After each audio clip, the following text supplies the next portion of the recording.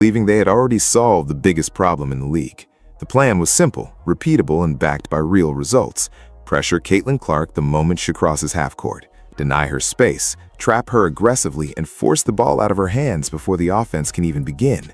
It wasn't just a defensive adjustment anymore. It became the foundation of how teams prepared for Indiana.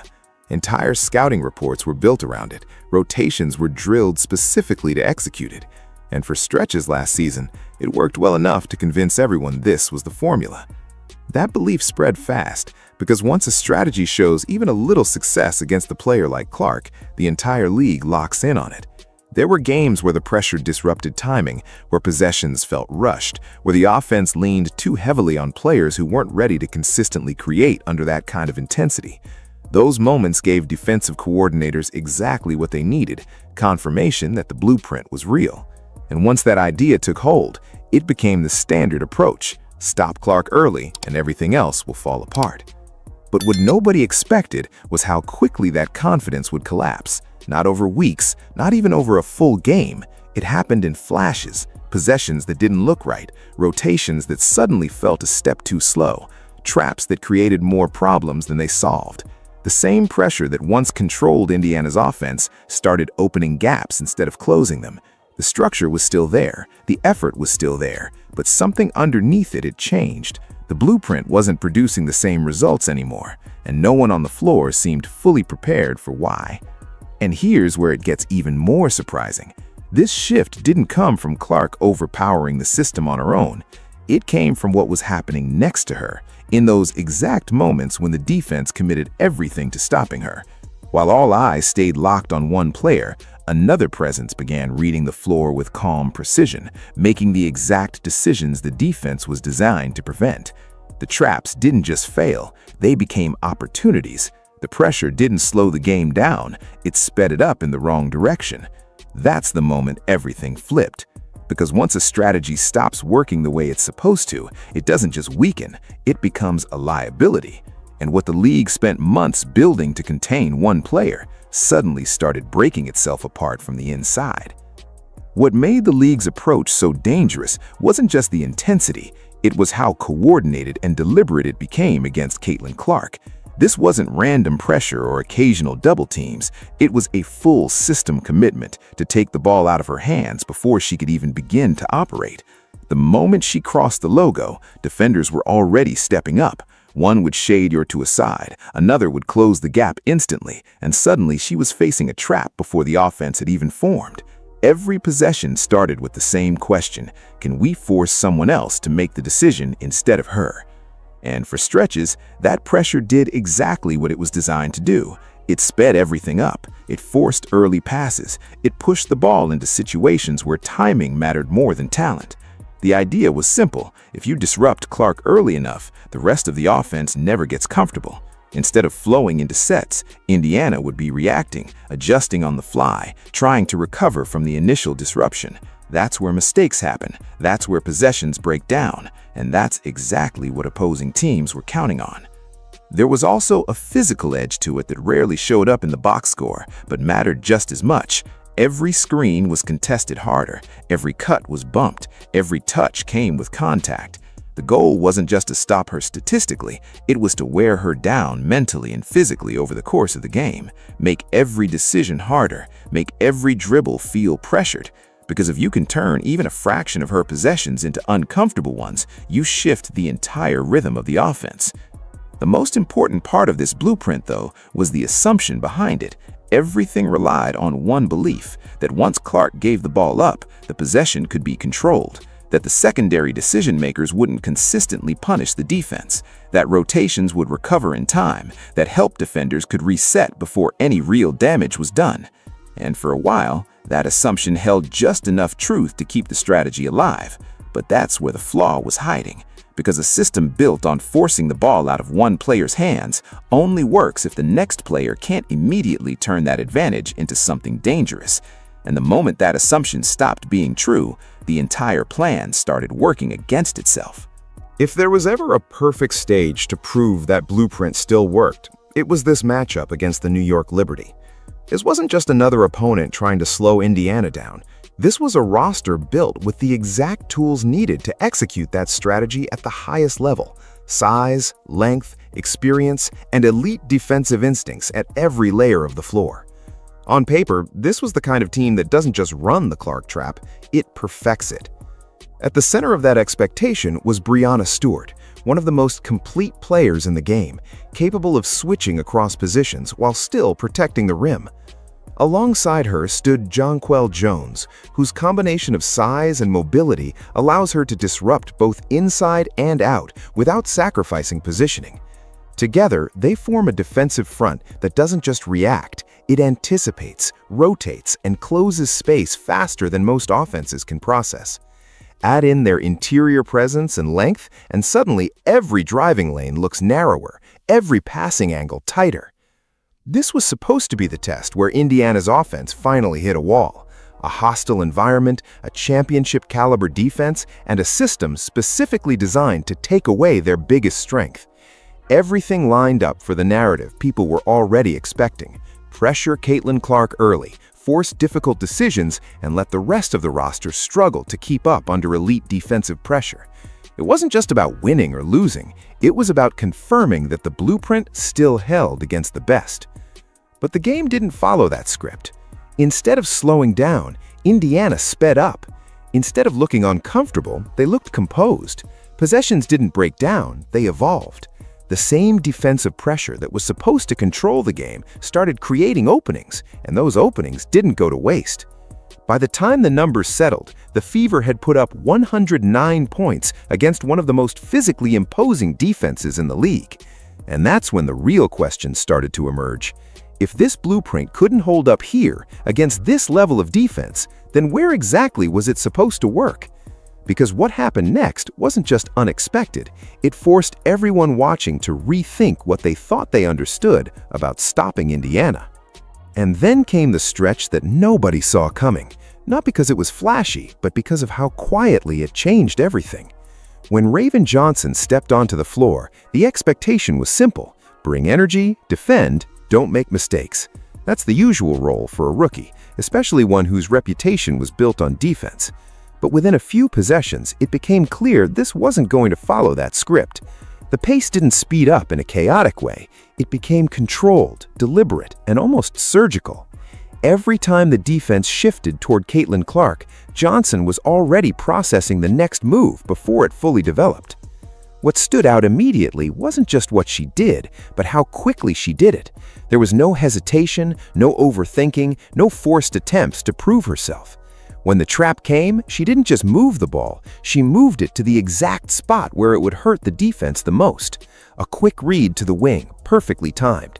A swing pass that arrived just as the rotation broke down.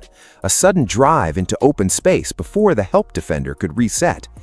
These are decisions that usually take time for young players to learn, but Johnson was making them instinctively, as if she had already seen these situations hundreds of times before.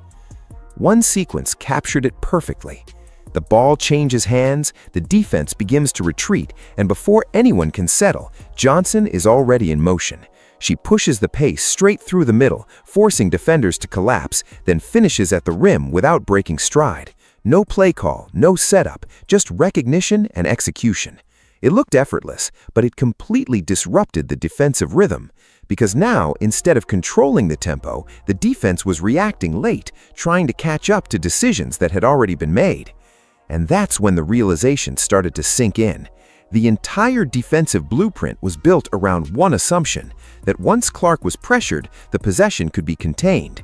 But Johnson didn't just keep the possession alive, she turned it into an advantage.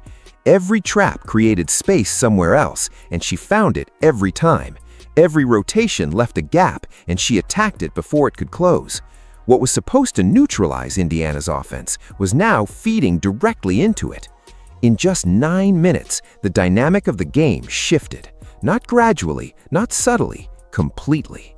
Because now the defense wasn't facing one decision-maker, it was dealing with two. And the moment that became clear, the original plan didn't just weaken, it stopped making sense altogether. That's when the problem stopped being about one player and turned into something far more difficult to solve. With Raven Johnson and Caitlin Clark sharing the floor, the entire structure of the defense is forced into a decision it can't comfortably make. The original blueprint depended on commitment: send pressure early, trap hard, rotate behind it, and trust that the possession would eventually stall out. But now, that same commitment creates an immediate imbalance. The moment two defenders jump Clark, the floor opens up somewhere else, and Johnson is already reading where that opening will be before the defense can recover. If the trap comes aggressively, the damage is instant. Johnson steps into a situation where the defense is already compromised, one pass away from a breakdown, one rotation behind where it needs to be, and she doesn't hesitate. The ball moves faster than the defense can shift. A wing is open for a clean look, the corner is exposed, or the lane opens just enough for her to attack before the help arrives.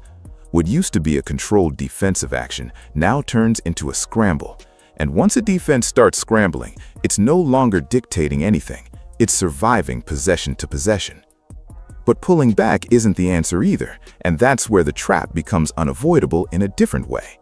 If defenders hesitate, if they decide not to overcommit to Clark, they're giving her exactly what she wants: space, rhythm, and time to operate. And that's the version of Caitlin Clark that defenses were trying to eliminate in the first place. A single step of separation is all she needs to create a shot, and once she finds that rhythm, the entire game tilts in her direction. So backing off doesn't solve the problem, it just shifts it right back to where it started. This is where the system flips completely, because now, instead of Indiana adjusting to the defense is reacting to Indiana, no matter what it chooses. Commit too much, and Johnson takes control of a broken floor. Commit too little, and Clark operates freely. There's no middle ground where everything stays intact. Every option carries a consequence, and both consequences lead to the same outcome: efficient offense. And what makes it even more unsettling for opposing teams is how early this is in its development. This isn't a fully polished system running at its peak. The timing, the chemistry, the instinctive understanding between Johnson and Clark, it's still growing. They're still learning where each other will be, how each other reacts under pressure, how to exploit different defensive looks. Which means what the league is seeing right now isn't the finished version, it's the starting point. That's the real shift. The blueprint didn't just stop working, it created a new problem that didn't exist before. And now, every team has to figure out how to defend a system where every decision they make is the wrong one. On the surface, it looked like an off night for Caitlin Clark. The shot wasn't falling the way people are used to seeing it. The numbers, 2 for 10 from the field, are the kind that immediately invite criticism, the kind that usually drive the conversation the next morning. For most players, that stat line would define the entire performance. It would be labeled inefficient, forgettable, maybe even concerning depending on the expectations. But this wasn't one of those nights, and judging it that way completely misses what was actually happening on the floor. Because even while the shots weren't dropping, the defense never treated her like she was struggling. Every possession still started with attention locked onto her position. Defenders picked her up early, bodies leaned into her space. Help rotated the moment she made a move. Nothing about the defensive approach changed, and that tells you everything. The respect didn't disappear with the missed shots. If anything, it stayed just as intense. And that constant pressure shaped every single possession, whether she scored or not.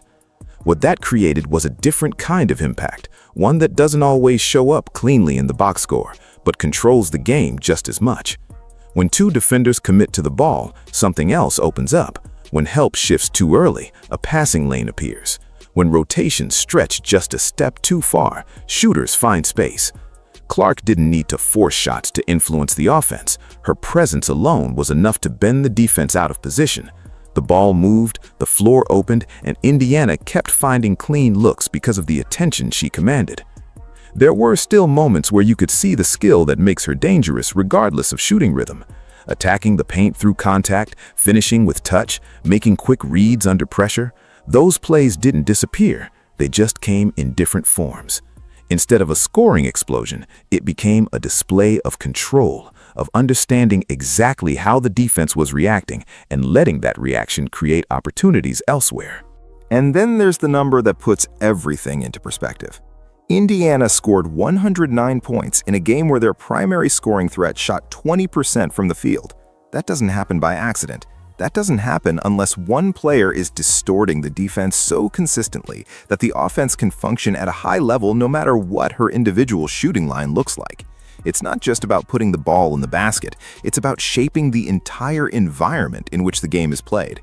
That's why this wasn't a bad game. It was a different kind of performance, one that shows a level of influence that goes beyond scoring. Because when a player can have an off shooting night and still be the central force behind an elite offensive output, it changes how you evaluate everything. And more importantly, it changes how opponents have to prepare, because now there isn't even a version of her that makes the offense easier to stop. For all the attention on the offensive explosion, there was something happening underneath it that didn't get nearly the same level of discussion, and it should have. Because while Indiana looked unstoppable with the ball, there was a quiet weakness developing on the other end that could become a serious problem if it isn't addressed quickly. It didn't show up in highlights, it didn't dominate the conversation, but it was there in the numbers and even more obvious on film. The rebounding gap told the story. Possession after possession, the New York Liberty were finding second chances, extending plays, and disrupting Indiana's rhythm in a way that doesn't always feel dramatic in the moment, but adds up fast over the course of a game. And this isn't just about giving up extra points, it's about what those missed rebounds take away. Because for a team built around speed and transition, the defensive rebound isn't just a stop, it's the trigger. It's the moment that turns defense into immediate offense, the spark that allows players like Caitlin Clark and Raven Johnson to push the pace before the defense can set. When that rebound doesn't come, everything slows down. Instead of attacking a scattered defense, Indiana is forced into half-court sets against a fully organized unit. And while they've shown they can still score in those situations, it removes one of their biggest advantages, the ability to create chaos in transition. It's like having a high-performance engine but struggling to get the ignition started consistently. The system still works, but not at the speed it was designed for. A big part of that issue comes down to physical matchups inside. The Liberty's size and presence around the rim created constant pressure on the glass, forcing Indiana into difficult positioning battles that don't always show up in traditional stats. It's not just about jumping higher or reaching farther, it's about leverage, timing, and understanding where the ball is going before it gets there. And in those moments, Indiana was just a step behind more often than they can afford to be. That's what makes this such an important detail, because against average teams, you might get away with it. The offense can outpace the problem, but against elite opponents, those extra possessions become the difference between control and vulnerability.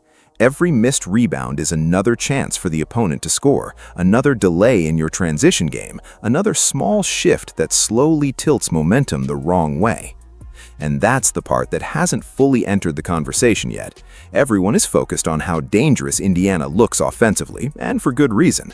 But if this one issue lingers, it becomes the exact kind of flaw that top teams wait to exploit when the stakes are highest.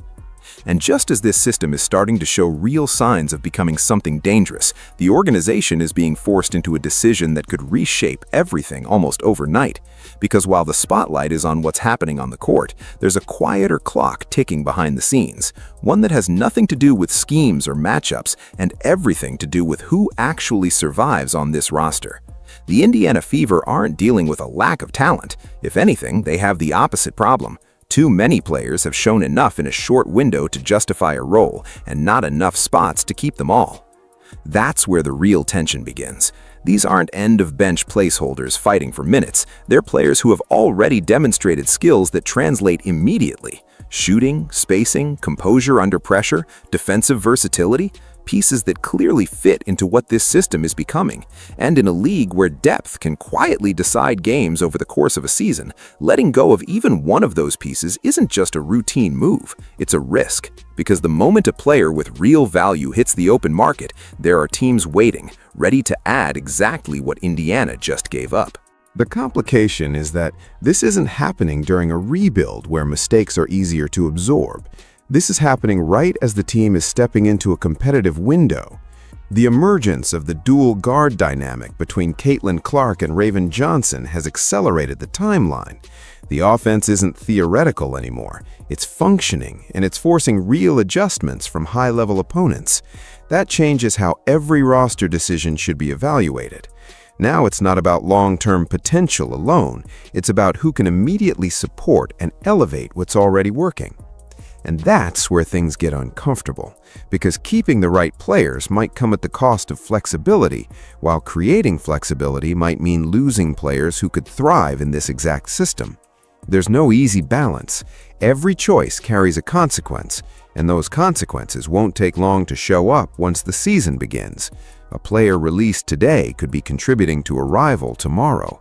A missing piece now could become the exact thing this team needs in a critical moment later. What makes this even more complicated is timing.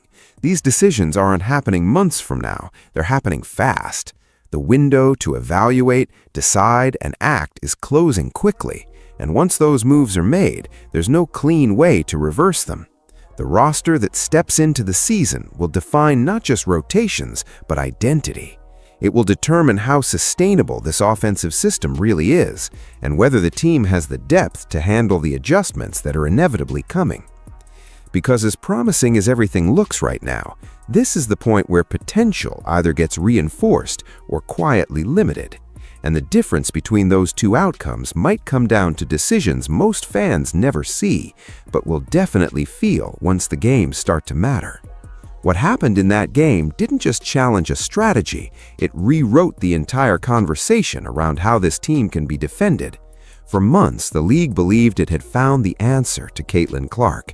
Pressure her early, force the ball out of her hands, and everything else would eventually break down. That idea felt solid, it looked proven. But now, with Raven Johnson stepping into that exact pressure and turning it into opportunity, that answer doesn't hold the same weight anymore. Because this isn't just about one game or one performance, it's about what that performance represents. The moment a system develops a second decision-maker who can read and punish defensive overcommitment, the original plan stops being reliable.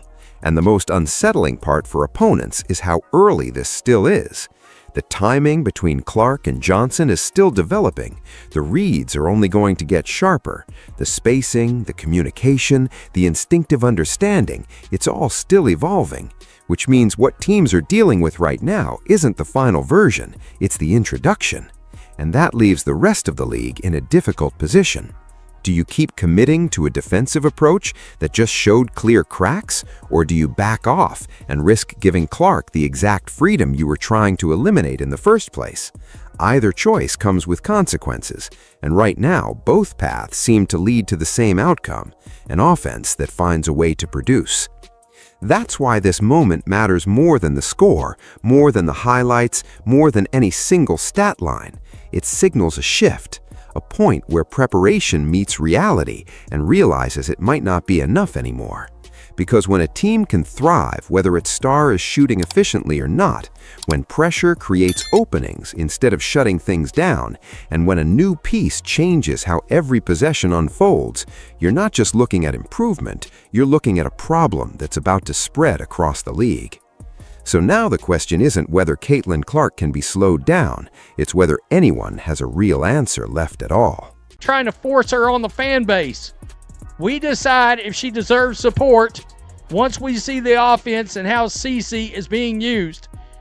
Not parked in a corner, getting iced out again. Stop trying to manufacture approval through nonstop propaganda videos and put that energy into the product and on the court. Nobody saw this coming. Not after the sold-out arenas, not after the record-breaking television ratings, and definitely not after Caitlin Clark became the single biggest reason women's basketball exploded into the mainstream faster than anyone thought possible. But somehow, just months after becoming the hottest ticket in sports, the Indiana Fever are suddenly facing something far more dangerous than a losing streak. They are facing their own fan base, and a backlash is getting louder by the day. What makes this situation so shocking is the contradiction at the center of it all. Everywhere Caitlin Clark goes, buildings sell out instantly. Opposing teams are moving games into NBA arenas just to fit the crowds. Fans are paying insane resale prices just for a chance to watch her play live. The demand surrounding Clark has become almost impossible to compare to anything the WNBA has ever experienced before. But now, reports and fan discussions online are raising serious questions about why the excitement inside Indiana suddenly feels different. Because for the first time since Clark entered the league, Fever fans are no longer just celebrating the future, they are openly questioning the people controlling it. Over the past few weeks, frustration has been building across social media, podcasts, fan forums, and comment sections.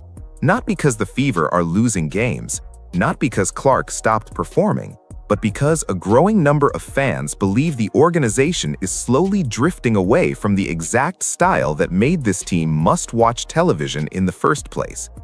And once those concerns started spreading online, everything began spiraling fast. Now the conversations are getting brutal. Fans are accusing the front office of overthinking the offense. Others believe the coaching staff is trying to reshape Clark into a completely different player, instead of unleashing the generational talent that made her a global phenomenon. Some supporters have even started speculating that the organization is more focused on controlling the narrative than fixing the actual basketball problems. Fair or unfair, that perception is spreading quickly, and the Fever suddenly look like a franchise fighting a public relations battle before the season has even fully begun. But what really sent this situation into another level was something that should have been harmless. A simple practice video, a routine social media post, the kind of content teams release every day without anybody thinking twice about it. Except this time, the reaction completely exploded. Instead of calming fans down, it triggered a full-scale online revolt. The comment sections turned into chaos almost instantly. Supporters who once defended the organization started openly questioning the coaching staff. Others demanded answers about why Caitlin Clark's role in the offense. And some longtime fans began warning that the Fever were dangerously close to wasting the momentum that turned them into the center of the sports world. And the scariest part for Indiana? This is no longer just internet drama, because now some fans are starting to send a message with the one thing every franchise notices immediately: their wallets. The moment that really ignited this entire firestorm was almost unbelievably small. No breaking scandal, no disastrous loss, no leaked report from inside the locker room. It was a social media video. A carefully edited, heavily polished practice clip featuring head coach Stephanie White wearing a microphone during training camp. Under normal circumstances, nobody would have paid much attention to it. Teams post these kinds of videos constantly. Coaches yelling encouragement, players laughing, music in the background, standard preseason content. But this time, fans immediately sensed something was off. The video was clearly designed to showcase energy and leadership. Stephanie White was animated, vocal, constantly clapping, encouraging players during drills, hyping up cuts and defensive switches. The Fever social media team pushed the clip hard across multiple platforms, and for a brief moment, it probably looked like exactly the kind of content modern sports franchises love producing: positive, controlled, safe. Then the comments started pouring in. Instead of celebrating the coach, many fans instantly turned the conversation toward a completely different issue: the actual offense. They were not interested in motivational sound bites. They were not interested in edited practice footage. They wanted answers about why Caitlin Clark appeared to be spending long stretches off the ball during preseason action. And once that frustration entered the conversation, the entire comment section became a battlefield. Some fans accuse the organization of trying to sell Stephanie White to the audience instead of simply letting the basketball speak for itself. Others argued that the Fever were focusing more on branding the coach than maximizing the most marketable player the league has ever seen. A few comments went even further, with frustrated supporters claiming the organization was attempting to manufacture approval before the season had even started. Now, to be fair, not everyone agreed with the backlash. Some fans defended White and argued that preseason systems always take time to develop. Others pointed out that short clips on social media do not reveal an entire offensive philosophy. But that did not stop the negative reactions from spreading across sports talk shows, YouTube channels, Reddit threads, and basketball Twitter at lightning speed. And honestly, the reason this struck such a nerve is because the concerns did not appear out of nowhere. Many Fever fans spent all last season watching Caitlin Clark completely transform games with the ball in her hands. They watched her break assist records, they watched her stretch defenses from nearly half court, they watched her push tempo in ways the WNBA had rarely seen before. To those fans, Clark's creativity is the offense. So the second they saw even hints of a slower, more controlled system, panic immediately started setting in online. That is why the practice video backfired so badly. What the organization likely intended as a simple culture-building post was interpreted by many viewers as proof that the Fever were ignoring the elephant in the room. Fans did not want speeches about energy and toughness. They wanted reassurance that the offense would still revolve around the chaos, speed, and freedom that made Caitlin Clark a phenomenon in the first place. And once people began framing the video as PR damage control, the situation spiraled beyond anything the Fever probably expected. Because suddenly, every new clip, every coach interview, every preseason possession started getting dissected frame by frame online. Fans were analyzing spacing, possessions, tempo, shot creation. Some even began comparing preseason footage to Iowa highlights, arguing that Clark looked less aggressive and less involved. Whether those concerns were completely fair or not almost stopped mattering. The perception had already taken hold. And in modern sports, perception spreads faster than reality. But while the organization was busy trying to calm down the online backlash, another problem was becoming impossible to ignore, something that could not be explained away by social media algorithms or emotional fans and comment sections. The ticket numbers were starting to tell their own story. And this is where the situation stopped feeling like ordinary preseason drama. Because angry comments online are one thing, sports fans complain all the time, coaches get criticized every season. But when frustration starts affecting ticket sales, front offices pay attention immediately. That is when panic starts creeping into the building. And according to growing conversations around the Fever fan base, that may be exactly what is happening right now in Indiana. Last year, Caitlin Clark's arrival felt almost unreal. The demand was historic. Home games sold out at a speed the league had never experienced before. Secondary ticket prices exploded overnight. Fans traveled across the country just for a chance to watch Clark play in person. Every Fever game suddenly became an event instead of just another stop on the WNBA schedule. It did not matter whether Indiana was rebuilding or still learning how to win. People wanted to witness the phenomenon for themselves. But now, fans online are noticing something that would have sounded impossible just months ago. The Fever reportedly still had a surprising number of seats available close to opening night.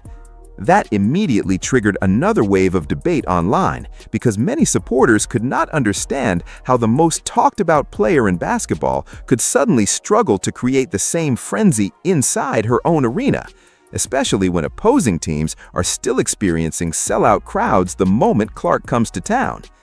Think about how bizarre that contrast really is. When Indiana travels to other cities, arenas fill up almost instantly.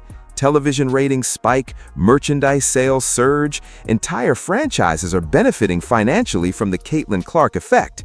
Yet, back in Indiana, some fans are now openly questioning whether the excitement surrounding the Fever is starting to cool, not because of Clark herself, but because of growing frustration with the direction of the organization. And once people started connecting those dots, the narrative exploded. Some fans began speculating that supporters were intentionally holding back on buying tickets until they saw what the actual on-court product looked like.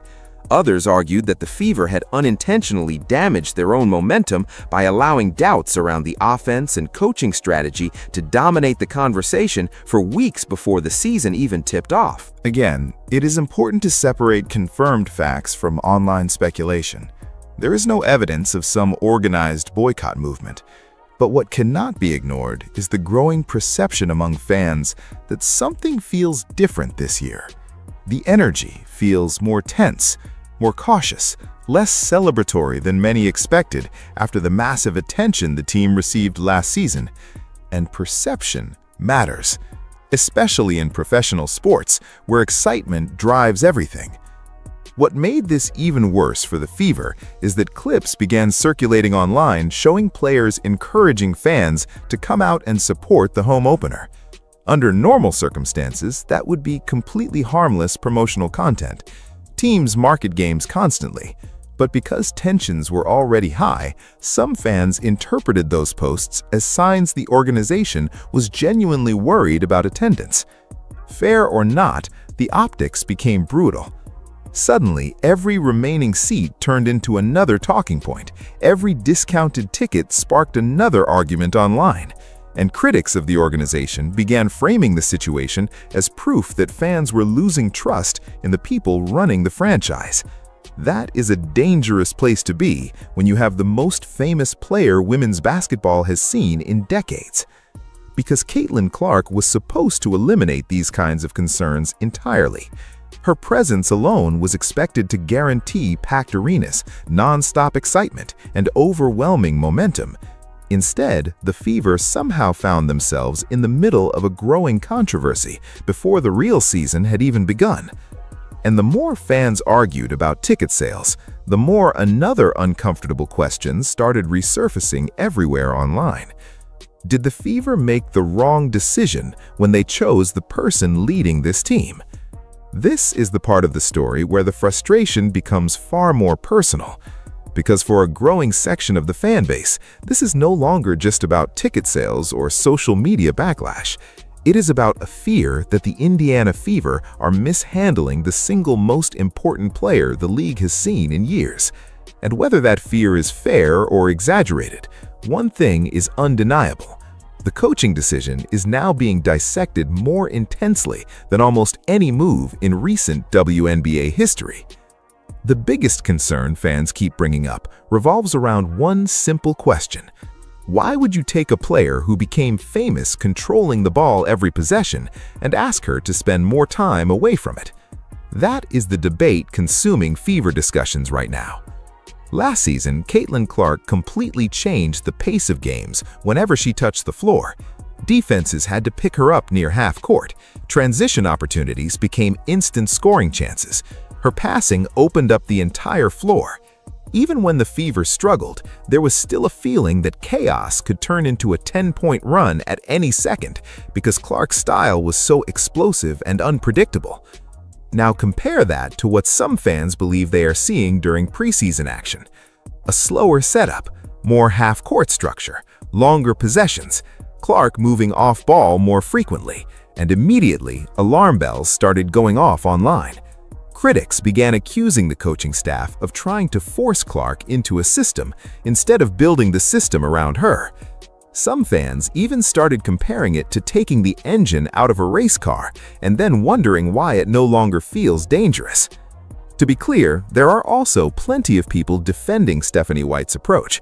Supporters argue that championship teams need structure, balance, and multiple creators. They believe Indiana cannot rely entirely on fast breaks and transition offense over a full season. Others point out that preseason experimentation is completely normal and that elite coaches adjust throughout the year. But that explanation has not calmed the panic, because fans are not reacting emotionally to random preseason possessions. They are reacting to what they watched Caitlin Clark become over the last several years.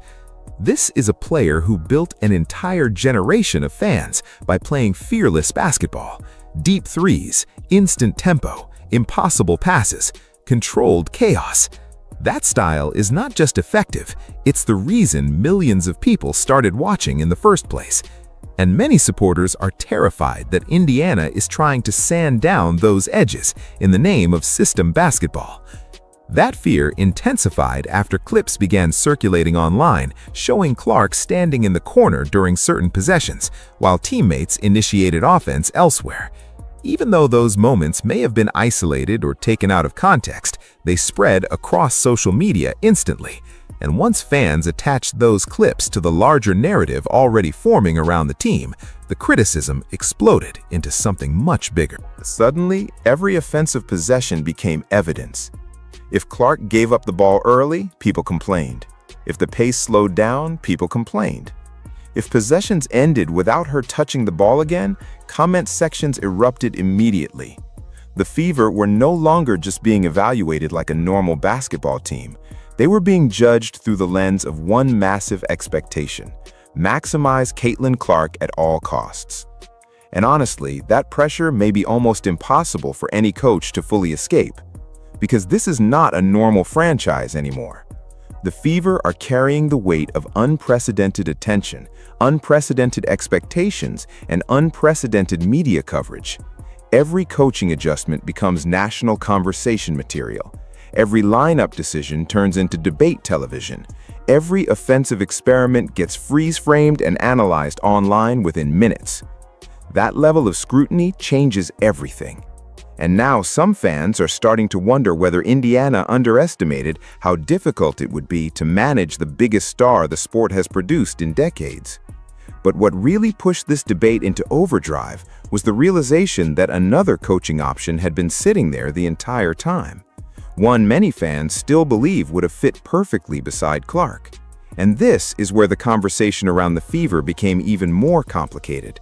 Because once fans started questioning the current system, they immediately began looking backward at the decision that shaped all of it: the coaching hire itself. For weeks now, one name keeps resurfacing over and over again in basketball discussions surrounding Indiana: Sandy Brondello. The moment frustration around Stephanie White started building online, fans instantly began asking the same question: why didn't Indiana go after a coach with championship experience handling superstar talent at the absolute highest level? And suddenly, Brondello's resume started looking almost impossible to ignore. Here is a coach who has already managed enormous personalities under relentless media pressure. In New York, she dealt with a roster filled with elite stars, massive expectations, and non-stop national attention. Sabrina Ionescu, Breanna Stewart, Jonquel Jones. Every single night came with pressure to win immediately, and somehow Brondello kept that group focused enough to compete for championships while balancing egos, roles, and public scrutiny all at once. That matters because many Fever fans believe Indiana is now facing a very similar challenge with Caitlin Clark. Not necessarily because the roster is identical, but because the attention surrounding Clark changes the entire environment around the franchise. Suddenly, every game becomes a national event. Every quote becomes a headline. Every coaching decision becomes debate fuel. And some supporters are starting to wonder if the Fever underestimated how valuable championship-level experience would be in handling that kind of spotlight. What makes the Brondello discussions even louder is the fact that she has publicly praised Clark's style of play before. Fans constantly point to comments where she appeared to genuinely appreciate Clark's creativity, pace, and deep-range confidence. Fair or unfair, many supporters interpreted that as proof she would have embraced Clark's natural style instead of trying to reshape it. And once that narrative started spreading online, it took on a life of its own.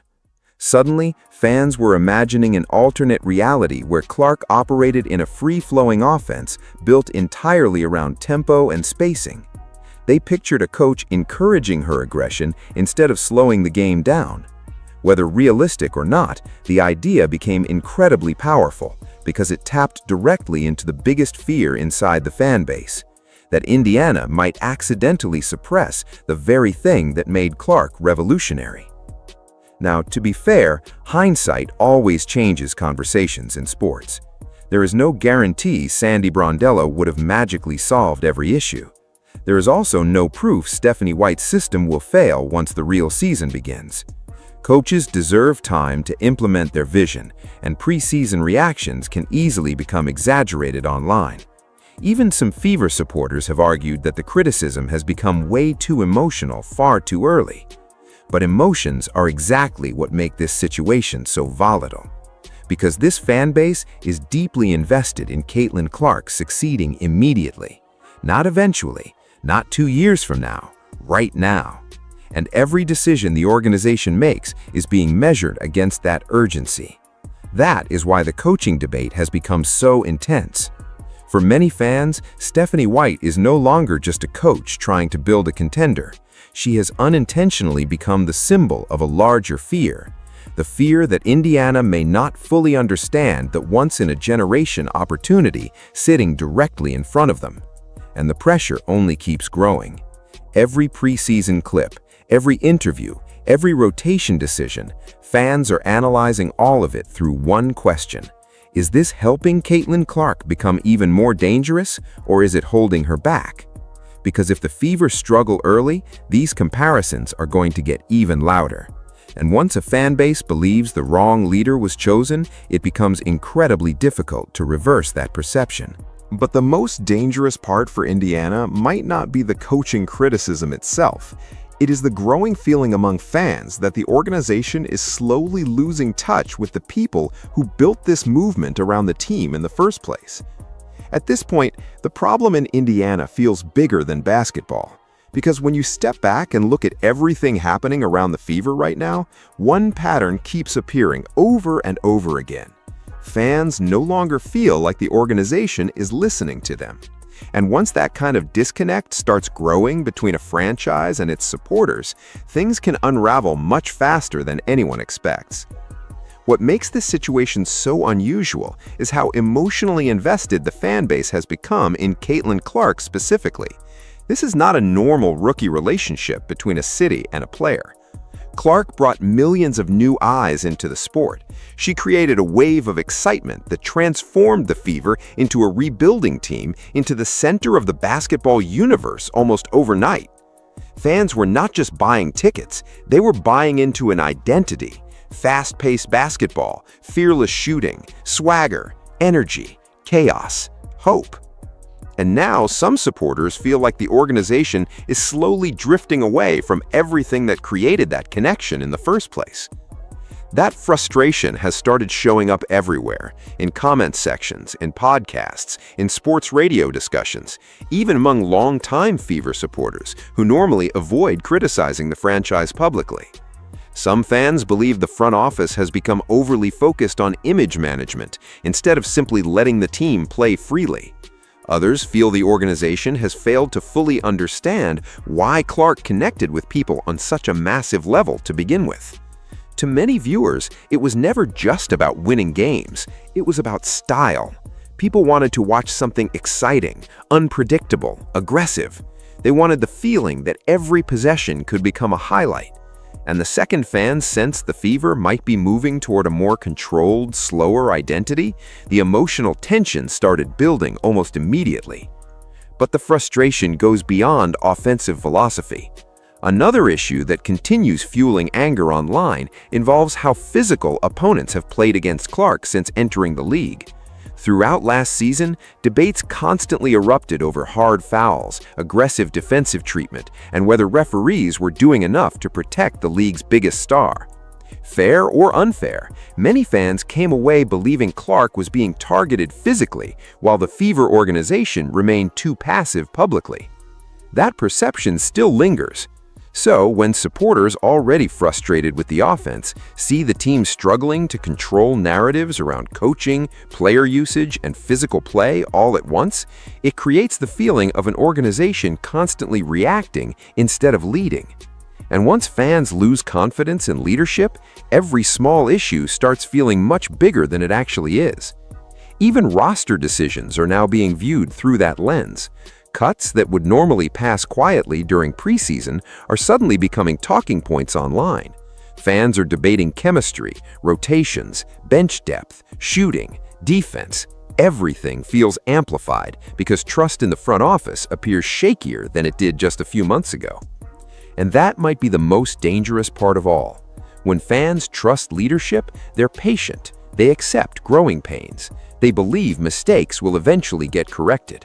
But when that trust starts disappearing, every loss feels like proof. Every awkward possession becomes confirmation.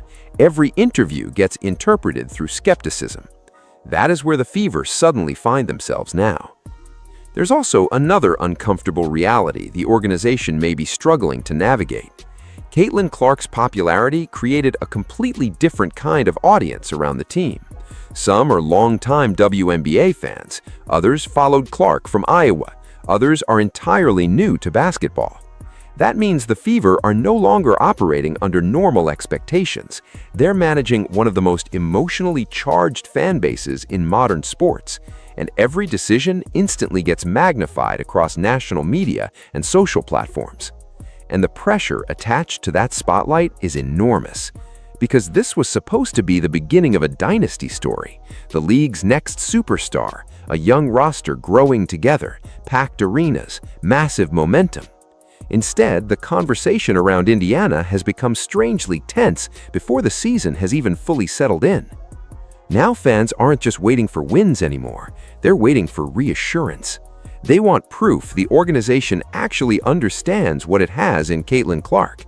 They want proof the coaching staff can maximize her strengths instead of restricting them. And most importantly, they want proof that the Fever still know why people fell in love with this team in the first place. Because if opening night starts badly, all of this frustration could explode into something far more difficult to control. Opening night was supposed to feel like a celebration. A packed arena, loud introductions, national cameras everywhere. Caitlin Clark stepping onto the floor with the entire basketball world watching once again.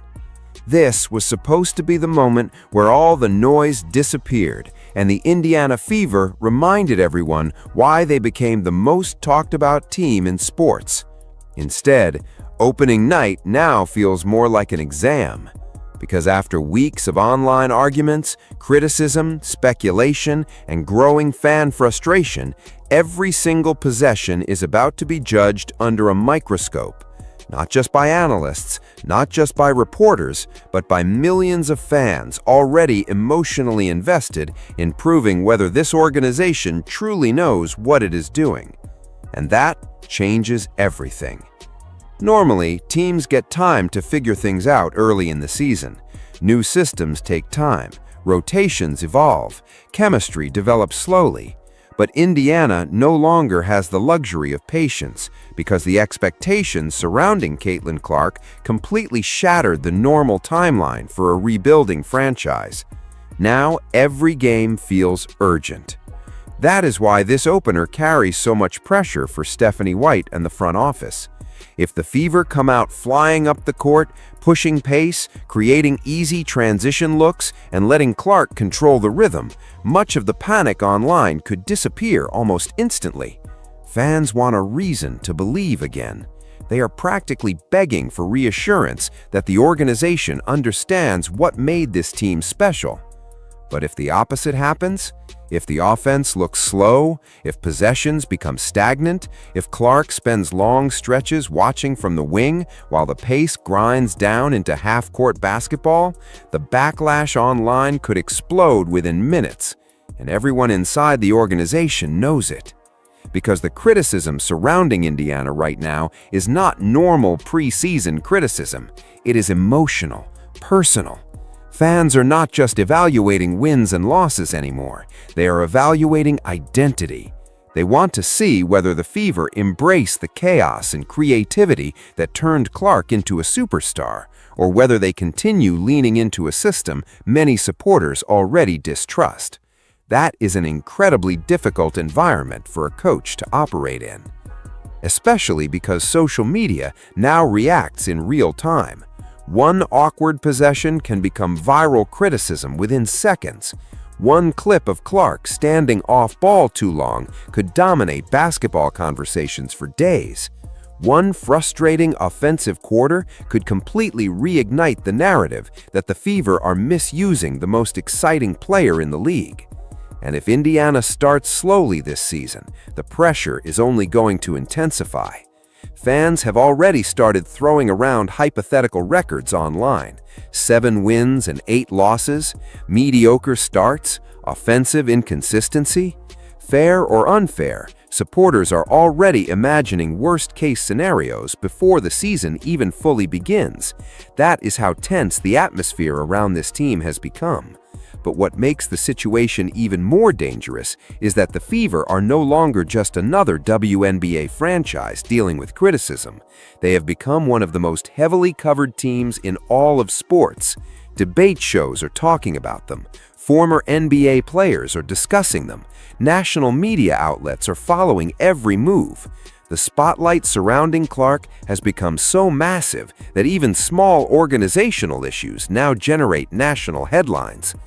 That kind of pressure can either build a powerhouse or completely overwhelm a franchise. And right now, nobody truly knows which direction Indiana is heading.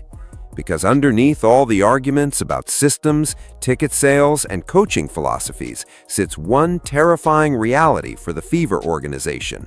Fans are starting to lose patience much earlier than expected. The honeymoon phase is ending fast. Expectations are no longer theoretical. Supporters want results immediately.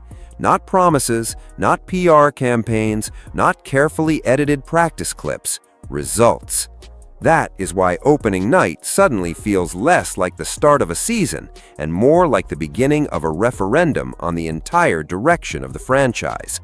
If the Fever look dominant, much of this tension disappears overnight. But if they stumble under the spotlight, the criticism surrounding this team could become impossible to contain. And honestly, the scariest part for Indiana might be this. The people losing faith are not casual viewers. They are the exact fans who helped this franchise into the center of the basketball world.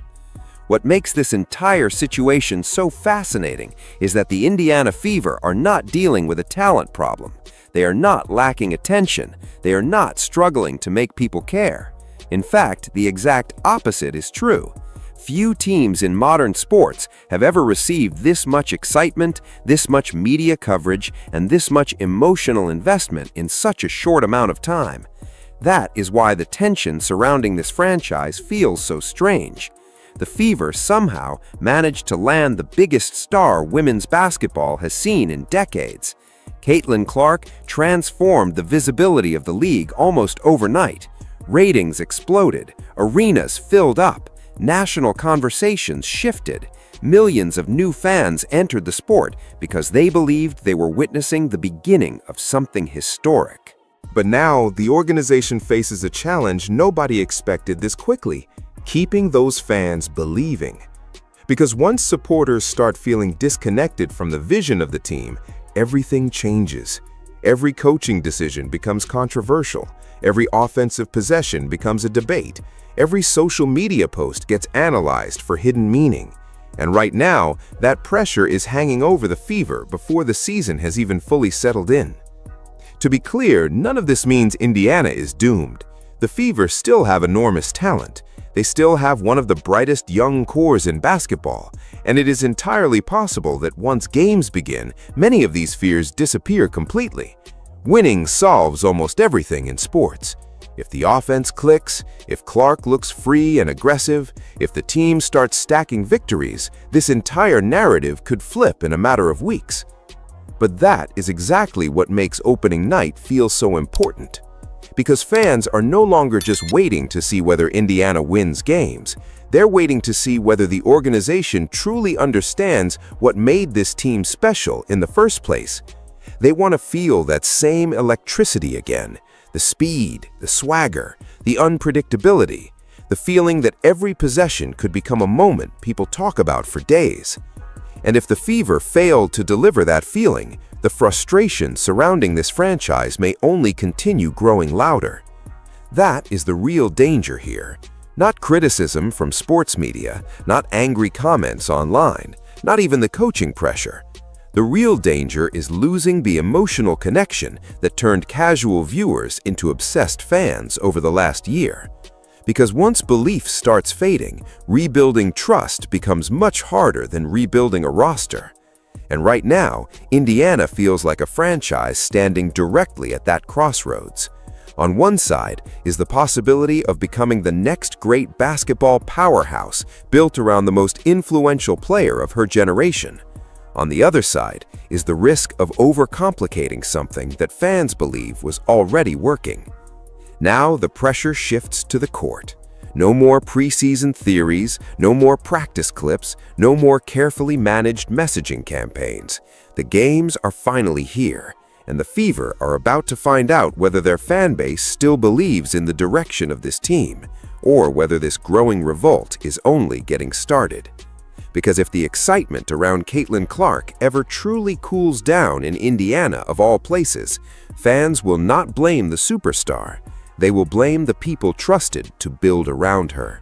Every team walked into this season believing they had already solved the biggest problem in the league. The plan was simple, repeatable, and backed by real results. Pressure Caitlin Clark the moment she crosses half-court, deny her space, trap her aggressively, and force the ball out of her hands before the offense can even begin. It wasn't just a defensive adjustment anymore. It became the foundation of how teams prepared for Indiana. Entire scouting reports were built around it. Rotations were drilled specifically to execute it. And for stretches last season, it worked well enough to convince everyone this was the formula.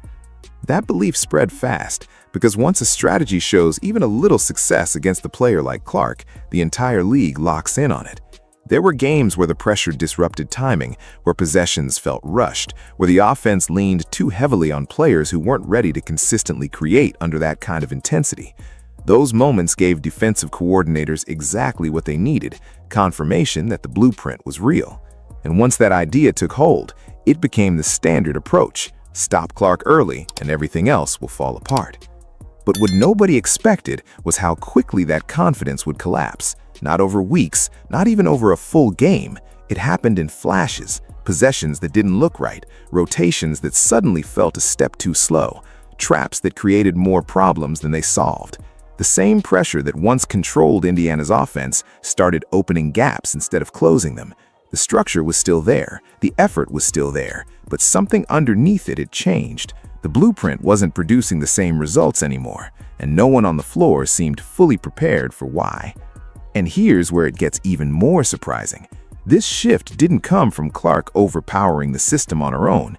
It came from what was happening next to her, in those exact moments when the defense committed everything to stopping her. While all eyes stayed locked on one player, another presence began reading the floor with calm precision, making the exact decisions the defense was designed to prevent. The traps didn't just fail, they became opportunities. The pressure didn't slow the game down, it sped it up in the wrong direction. That's the moment everything flipped. Because once a strategy stops working the way it's supposed to, it doesn't just weaken, it becomes a liability. And what the league spent months building to contain one player suddenly started breaking itself apart from the inside. What made the league's approach so dangerous wasn't just the intensity, it was how coordinated and deliberate it became against Caitlin Clark. This wasn't random pressure or occasional double teams, it was a full system commitment to take the ball out of her hands before she could even begin to operate. The moment she crossed the logo, defenders were already stepping up. One would shade her to a side, another would close the gap instantly, and suddenly she was facing a trap before the offense had even formed. Every possession started with the same question: can we force someone else to make the decision instead of her? And for stretches, that pressure did exactly what it was designed to do. It sped everything up, it forced early passes, it pushed the ball into situations where timing mattered more than talent. The idea was simple: if you disrupt Clark early enough, the rest of the offense never gets comfortable. Instead of flowing into sets, Indiana would be reacting, adjusting on the fly, trying to recover from the initial disruption. That's where mistakes happen, that's where possessions break down, and that's exactly what opposing teams were counting on. There was also a physical edge to it that rarely showed up in the box score, but mattered just as much. Every screen was contested harder, every cut was bumped, every touch came with contact. The goal wasn't just to stop her statistically, it was to wear her down mentally and physically over the course of the game, make every decision harder, make every dribble feel pressured. Because if you can turn even a fraction of her possessions into uncomfortable ones, you shift the entire rhythm of the offense. The most important part of this blueprint, though, was the assumption behind it. Everything relied on one belief, that once Clark gave the ball up, the possession could be controlled, that the secondary decision-makers wouldn't consistently punish the defense, that rotations would recover in time, that help defenders could reset before any real damage was done. And for a while, that assumption held just enough truth to keep the strategy alive. But that's where the flaw was hiding, because a system built on forcing the ball out of one player's hands only works if the next player can't immediately turn that advantage into something dangerous. And the moment that assumption stopped being true, the entire plan started working against itself. If there was ever a perfect stage to prove that blueprint still worked, it was this matchup against the New York Liberty. This wasn't just another opponent trying to slow Indiana down. This was a roster built with the exact tools needed to execute that strategy at the highest level: size, length, experience, and elite defensive instincts at every layer of the floor. On paper, this was the kind of team that doesn't just run the Clark trap, it perfects it. At the center of that expectation was Breanna Stewart, one of the most complete players in the game, capable of switching across positions while still protecting the rim. Alongside her stood Jonquel Jones, whose combination of size and mobility allows her to disrupt both inside and out without sacrificing positioning. Together, they form a defensive front that doesn't just react, it anticipates, rotates, and closes space faster than most offenses can process. Add in their interior presence and length, and suddenly every driving lane looks narrower, every passing angle tighter. This was supposed to be the test where Indiana's offense finally hit a wall. A hostile environment, a championship-caliber defense, and a system specifically designed to take away their biggest strength. Everything lined up for the narrative people were already expecting. Pressure Caitlin Clark early, force difficult decisions, and let the rest of the roster struggle to keep up under elite defensive pressure. It wasn't just about winning or losing, it was about confirming that the blueprint still held against the best. But the game didn't follow that script. Instead of slowing down, Indiana sped up. Instead of looking uncomfortable, they looked composed. Possessions didn't break down, they evolved. The same defensive pressure that was supposed to control the game started creating openings, and those openings didn't go to waste. By the time the numbers settled, the Fever had put up 109 points against one of the most physically imposing defenses in the league. And that's when the real questions started to emerge. If this blueprint couldn't hold up here against this level of defense, then where exactly was it supposed to work? Because what happened next wasn't just unexpected, it forced everyone watching to rethink what they thought they understood about stopping Indiana. And then came the stretch that nobody saw coming, not because it was flashy, but because of how quietly it changed everything. When Raven Johnson stepped onto the floor, the expectation was simple: bring energy, defend, don't make mistakes. That's the usual role for a rookie, especially one whose reputation was built on defense. But within a few possessions, it became clear this wasn't going to follow that script. The pace didn't speed up in a chaotic way. It became controlled, deliberate, and almost surgical. Every time the defense shifted toward Caitlin Clark, Johnson was already processing the next move before it fully developed. What stood out immediately wasn't just what she did, but how quickly she did it. There was no hesitation, no overthinking, no forced attempts to prove herself. When the trap came, she didn't just move the ball, she moved it to the exact spot where it would hurt the defense the most. A quick read to the wing, perfectly timed. A swing pass that arrived just as the rotation broke down. A sudden drive into open space before the help defender could reset. These are decisions that usually take time for young players to learn, but Johnson was making them instinctively, as if she had already seen these situations hundreds of times before. One sequence captured it perfectly. The ball changes hands,